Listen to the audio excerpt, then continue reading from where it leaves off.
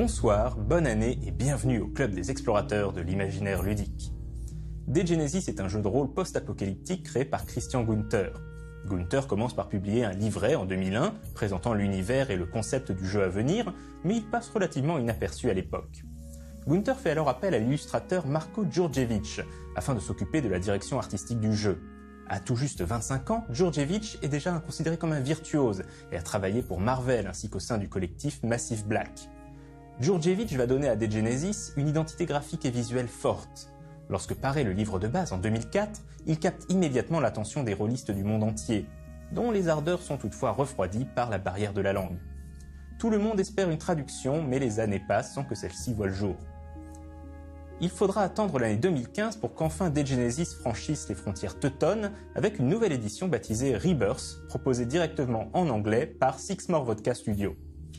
C'est cette édition Rebirth qui est désormais disponible en français chez Edge Entertainment.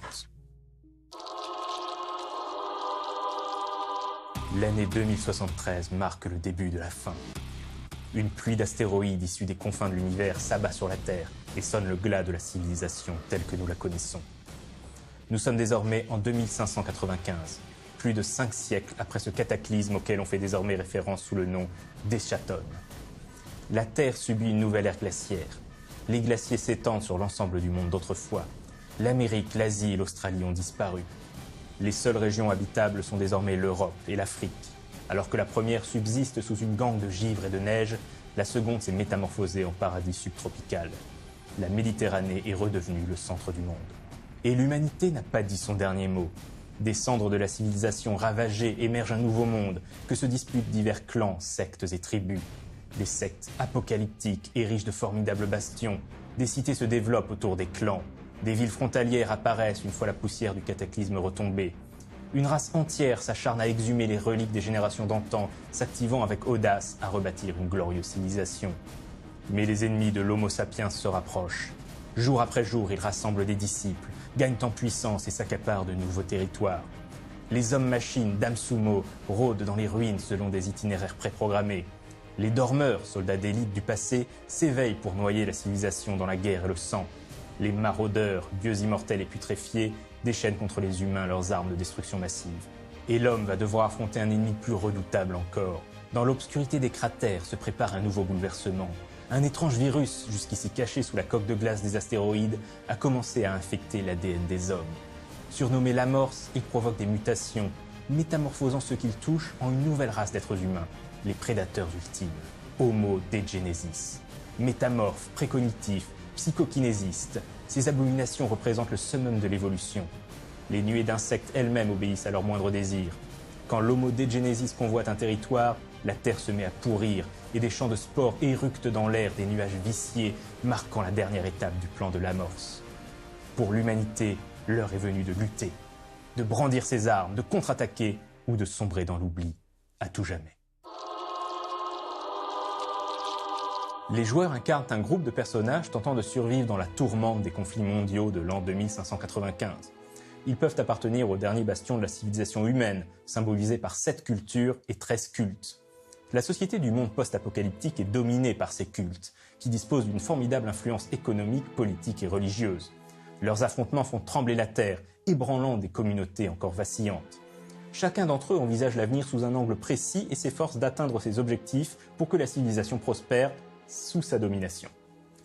Mais les protagonistes peuvent également être issus des clans, ces tribus plus ou moins barbares.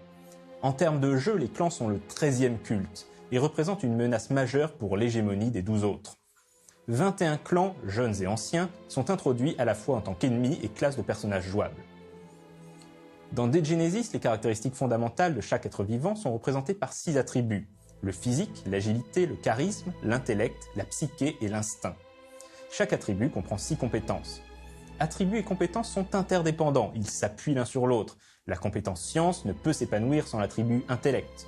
La compétence corps à corps repose sur l'attribut physique. La dextérité n'est rien sans l'agilité. Bien évidemment, certaines compétences sont nécessaires pour les combattants, d'autres se destinent plutôt aux marchands ou aux arnaqueurs.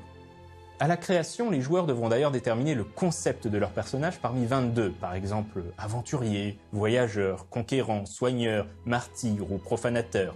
il ne s'agit pas d'une classe de personnages, mais d'un trait de personnalité qui donnera un bonus au dé dans certaines situations où la nature profonde du personnage sera amenée à prendre le dessus.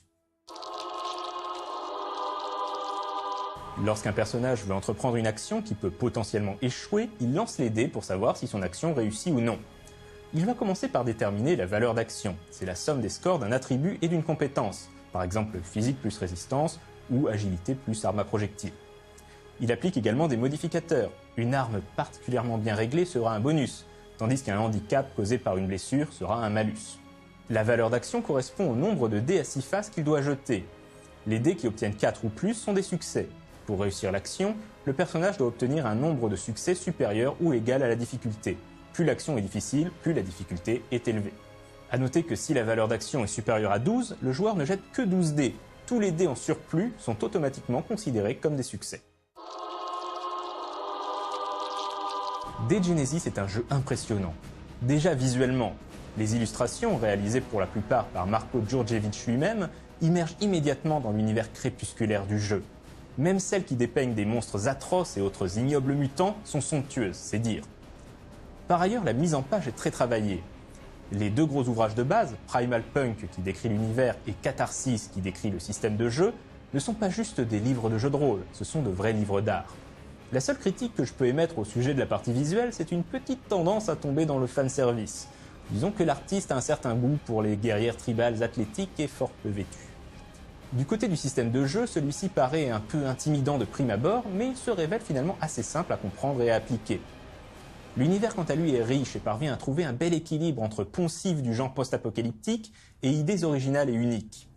Au passage, Dead Genesis est un jeu de rôle résolument adulte. Certaines situations et illustrations sont dérangeantes, et même franchement sordides.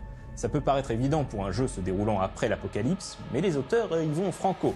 Dead Genesis est donc incontestablement une belle réussite, et s'impose comme la nouvelle référence des jeux de rôle à ambiance post-apocalyptique. L'attente a été longue avant de découvrir le jeu en français, mais elle en valait franchement la peine. Quant à moi, je vous dis à dans 2 semaines, et d'ici là, jouez bien!